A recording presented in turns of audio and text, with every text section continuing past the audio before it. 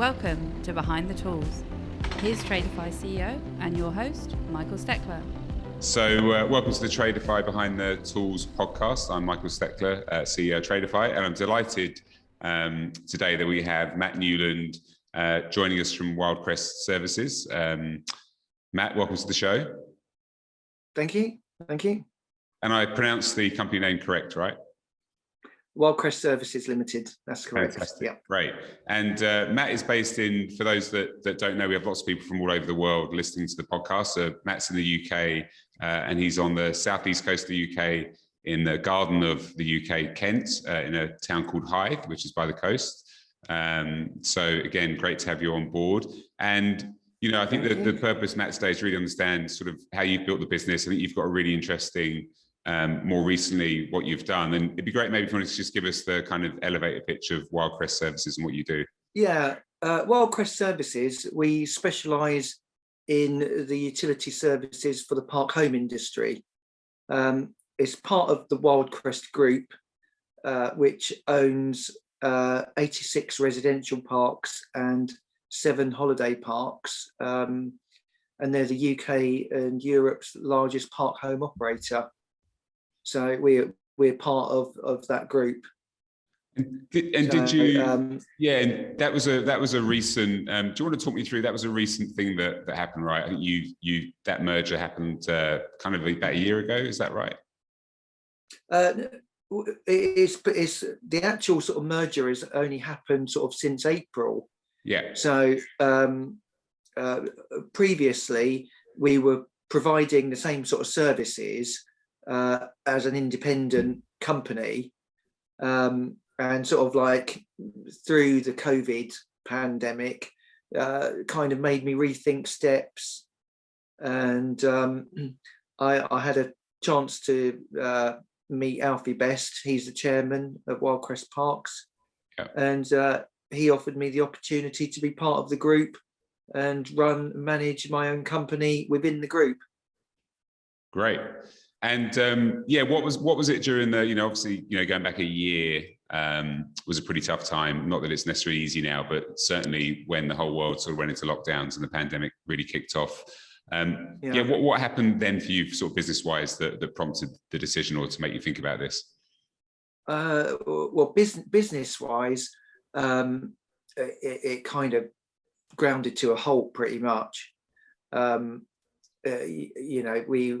There were no units being produced from the factories, so nothing was coming out, and the business was quite very, very slow at that time. So It kind of makes you think, what do I do? What do I need to do to move forward with this? And I had previously worked for Wyldecrest for about 7 years. So, I'm very familiar with the company, and we had a very good working relationship at that time.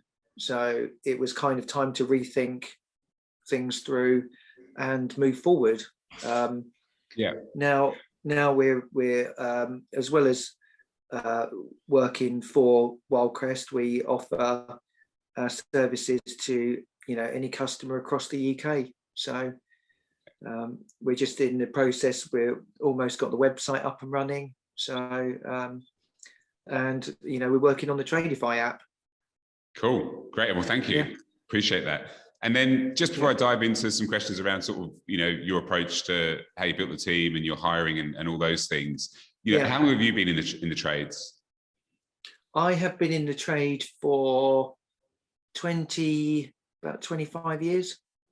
And how did you sort of get into the business? In the trade initially? Yeah. What sort of prompted you to join, and how did you start? I started. I wanted to do something that people couldn't kind of do themselves. So some people have a go at this and have a go at that in their homes. So I wanted to do something which people really couldn't do themselves. They needed a professional. So there you already create a niche sort of thing. Yes. And then when did you decide to go out on your own? At what point did you make that decision? That was the recession of 2009. Oh, really? Yeah.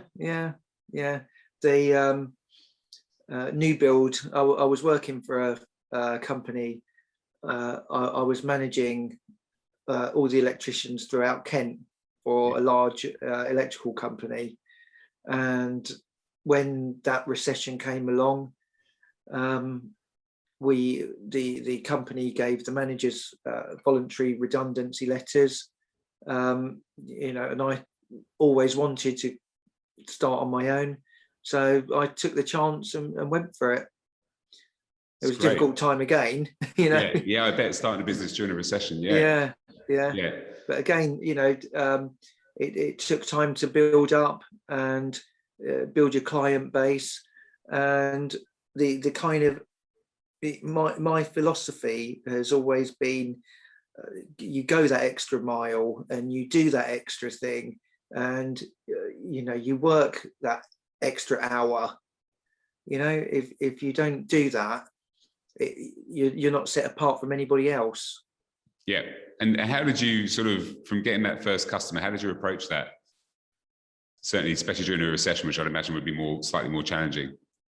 Oh, it was very difficult. Once you kind of put yourself out there, and you kind of you find out if advertising works, certain things work, certain things don't work. But I always found it was word of mouth that was the best way to go. You started working for somebody, and then they told their friends, and then they told their friends, and then your number would get passed around.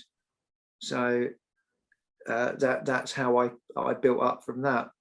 Yeah, it's really interesting because I do hear that a lot, that word of mouth seems to be, the main driver of business for most tradespeople, whichever country they're in. That still seems to be. I mean, there are obviously lead generation tools that people use, but do you have a point of view on that in terms of do you get much business from the in the UK, I guess, the Rated People, those types of sites?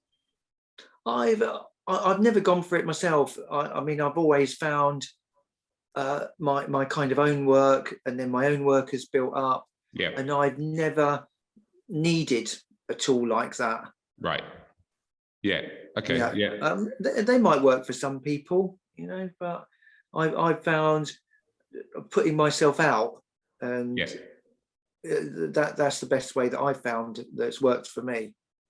Great, cool. And so you've launched business in a recession. When did you make the decision to sort of expand and hire your first employee?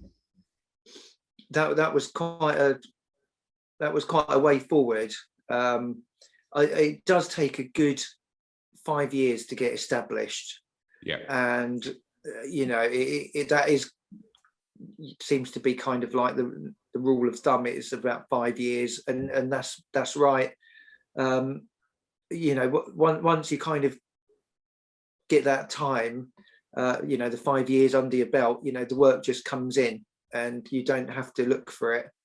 I mean, it doesn't mean that you kind of take your foot off the pedal, because you can't do that. Anybody in business, you've got to be on it all the time. There's no turning your phone off. There's no, it seems to you kind of have to live it rather than work it. That was pretty long hours in that sort of setting up, doing that to begin with? Yeah. I would, and I still do, whatever it takes to get the job done and to get anything sorted out. If I have to stay 2 hours, then I have to stay 2 hours. If I have to, pick up the phone on a Sunday morning, on a Saturday night, or anything, that's what I'll do. Yeah. And did you ever, I mean, we'll probably have some listeners thinking, about to embark on that sort of journey you're describing of thinking about setting up on their own. They may be working for another tradesperson or a company in the way that you were. Did you have an expectation that it would be 5 years when you sort of went into this? Did you have a point of view about where you were going to go? I didn't have an expectation. It just kind of happened that way.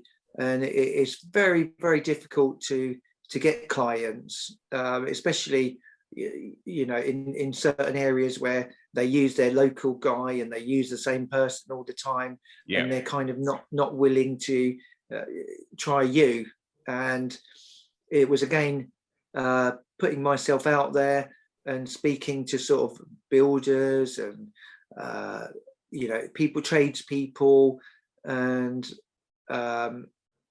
businesses that I could put my services to them. So it was kind of, back then in 2009, it was, I was sitting there with the yellow pages, Was the Yellow Pages still around? Are you sure the Yellow Pages were still around in 2009? It feels like it was longer ago, but I'll take your word for it. Yeah, I think it was. Yeah. Sat there with the yellow pages. For those, we might have some younger people on this podcast. Yeah, for those that don't know, the Yellow Pages Pages is exactly as it sounds. It's a very heavy book that you'd use as a doorstop, but it had a list of, it was like Google, but on very thin paper. Yellow paper. It was the paper version of Google. Yes, indeed. Cool, great. So I was going to say, it sounds like that was sort of my next question, which you've answered. Which it sounds like an element of sort of sales and marketing was a big part of your focus, and networking to really drive that. You have got to sell yourself as well. It's not just giving the work, the quality of work, or using quality materials. You've got to sell yourself. And promote your business, and I think that's all part of being self-employed and running your own business. You kind of have to put your hats on of every job that there is, and sometimes you have to do things. When you clear up after yourself, you get the Hoover out and you go hoovering, and you make sure the customer's happy with it. You take them round and you show them. Is this, you're happy with all this? Even if, like when sort of customers say, don't worry about clearing that up, and I'd say, no, I'm got to clear it up. If you go behind me, then that's up to you. But I want to make my job complete and it's done, and I want to make sure you're happy with it. Yeah. No, that makes perfect sense. And did you have a sort of a pitch? Did you have like a thing that you would say about your business that would get people over the line to sort of test you and use your services?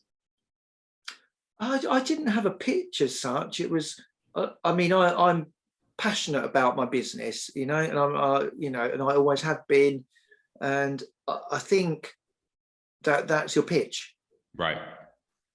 You don't have a sort of script or anything. If you're passionate about your business and you know your job and you know what you can do. And also, I think knowledge is quite good when you can suggest things to, if they're asking advice and all that sort of thing.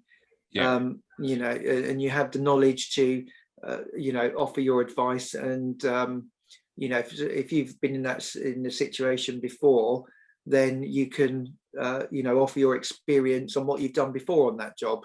Yeah, for sure. And then so we've gone forward 5 years and you've hired your first person. How did you approach that and what prompted that? Was that work level? It was work level. Yeah. I started gaining more and more work, and what you don't want to be letting people down. You need to make sure that when you say that you're going to be there, that you're there. If I say I'm going to be there at sort of 8 o'clock in the morning, I'll be there at 10 to 8, that's how I am, and I think, I think if you're on time, that feels late to me. Great. Well, that's good advice. It does make a difference. And then you sort of hired someone. It does. Yeah. It's all those little things that add up and, set you aside from people who turn up 20 minutes late and, sort of don't phone ahead. Things happen if you get caught in traffic or something like that. Right. You need to keep them informed. Yeah, no, for sure.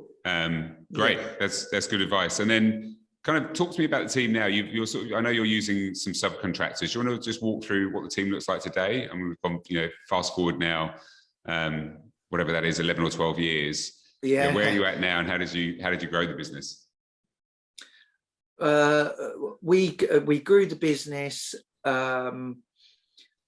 Just again, we started working with Wyldecrest sort of about 7 years ago, and through hard work and everything else, we were given more and more work, and then I needed more and more people. So then, sort of after joining with them, I think we've got about 8 or 9 subcontractors now.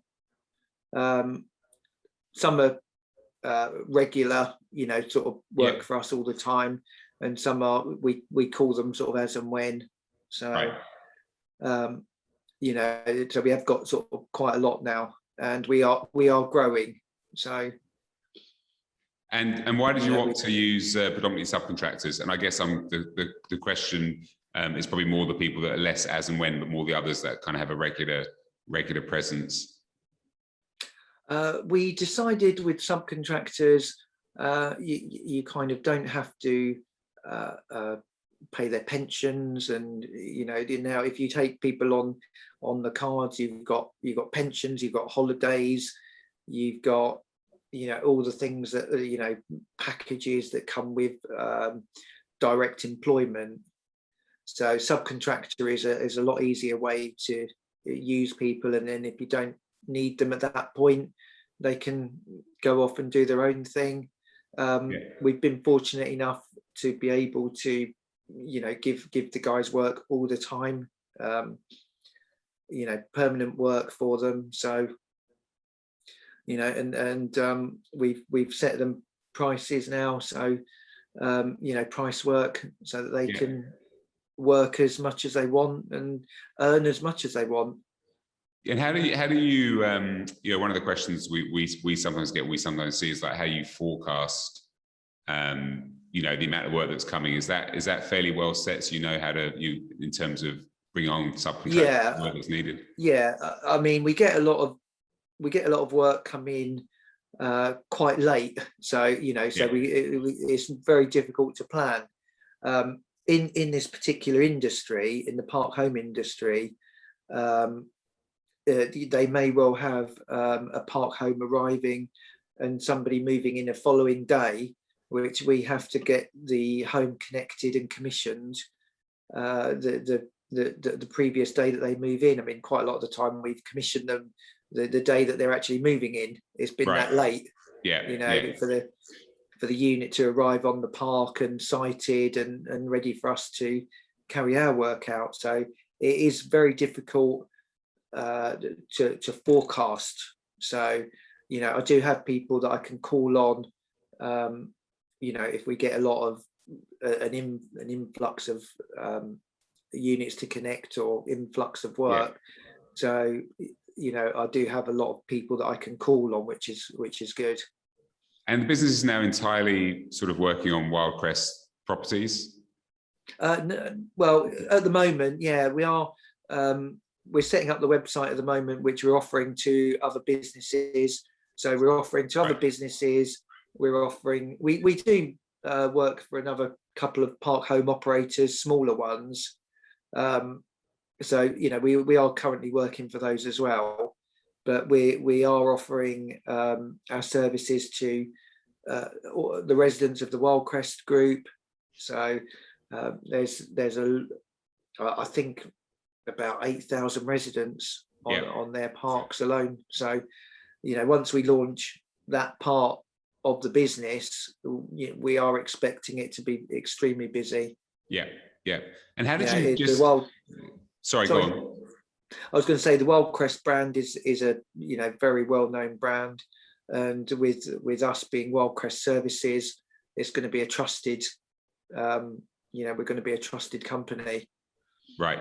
Yeah, great. And how did you build that relationship? I guess that's one of my questions was, this obviously has become a great contract. How did you first sort of come across Wyldecrest? Was it just a piece of work on one property? How did it work?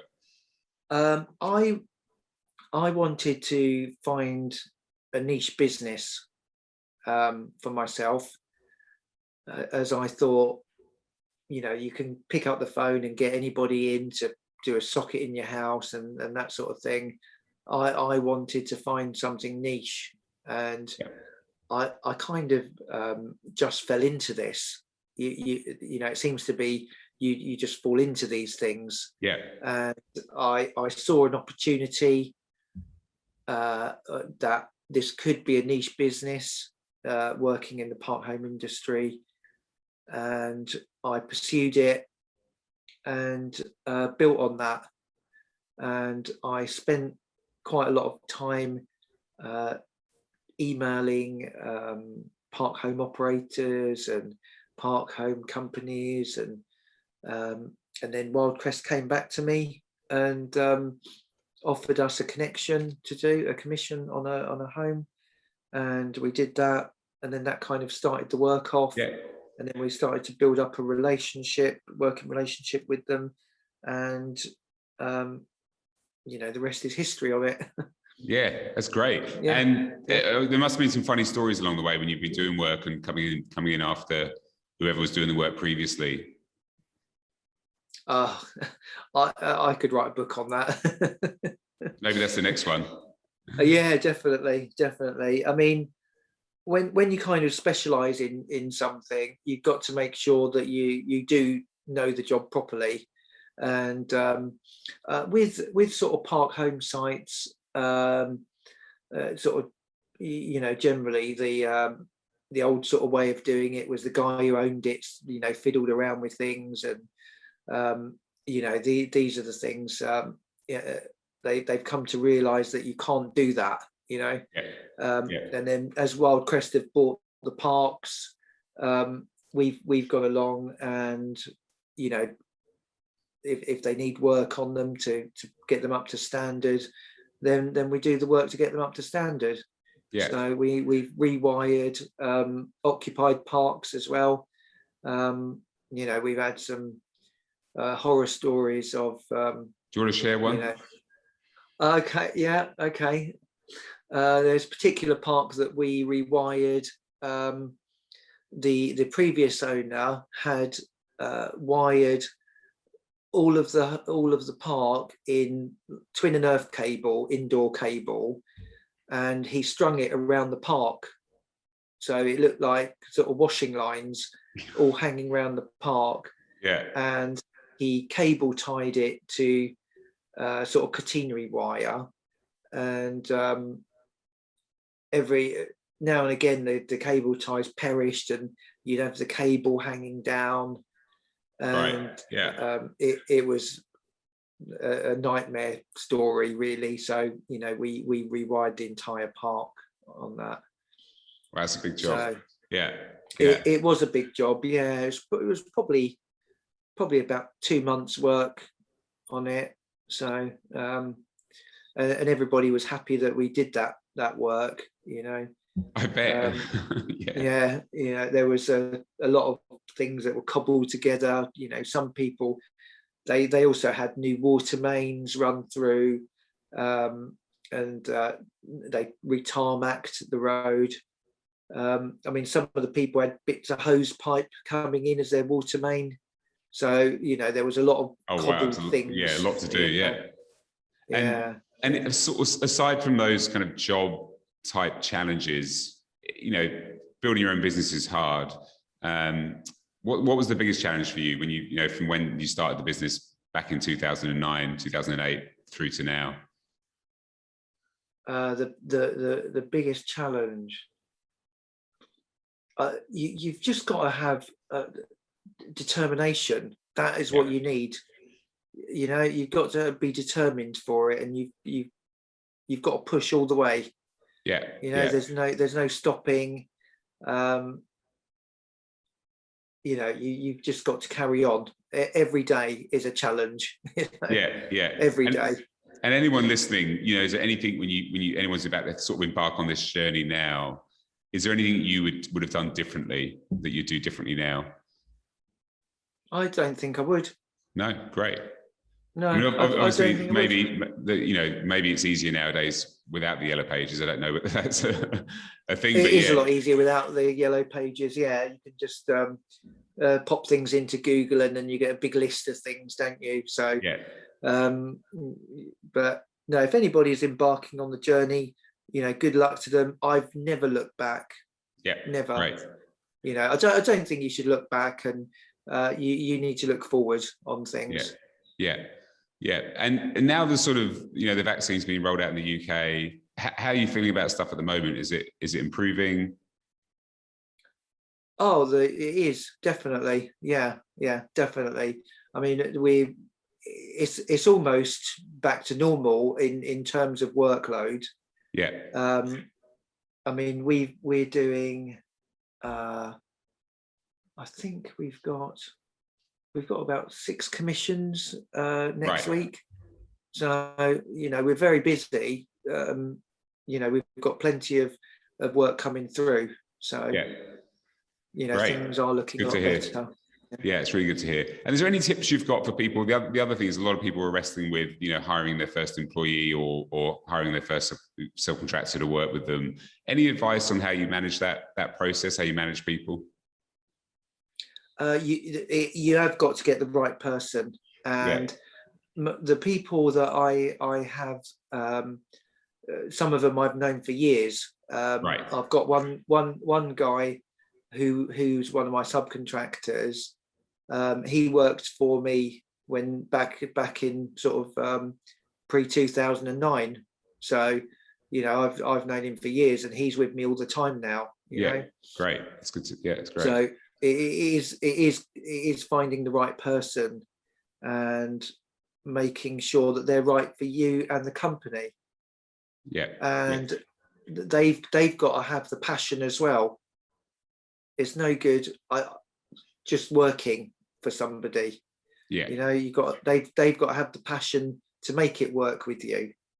And that sounds like if I'm observing this the right way, that sounds like a theme with you, is you've had quite a customer focus is really important to you. I think that makes a difference in terms of reputation and the word of mouth business that you get from that. I think so. I mean, that's the only way that you can build things is you've got to be focused on your customer relationship, and you've got to go the extra mile, and like I said earlier, do the extra hour, the extra 2 hours. If I've been on jobs till 11 o'clock, midnight, doesn't matter. You've got to get the job done.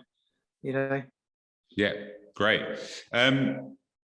We have, I guess one of the questions, the last question I had before we dive into, we sort of have some rapid fire questions, which hopefully the team might mention to you, but they're not hard. You don't need to prepare. So don't worry about that. One of the other sort of questions is, we just touched on it, I've been impressed by how you've approached that sort of customer relationship. How do you manage that nowadays? What's changed, and how do you think about, your relationship with your core customers?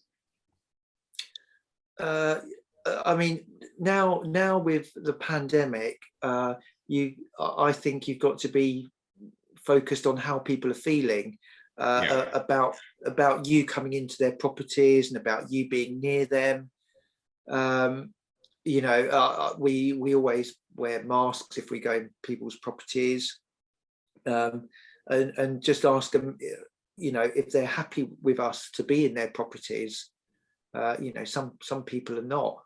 And is that still the case? Is people still, do you still often get people that are concerned, even with a face mask? I think everybody's concerned. I think everybody's concerned, but you've got to be sort of thoughtful of people's feelings and how they feel about you coming into their properties.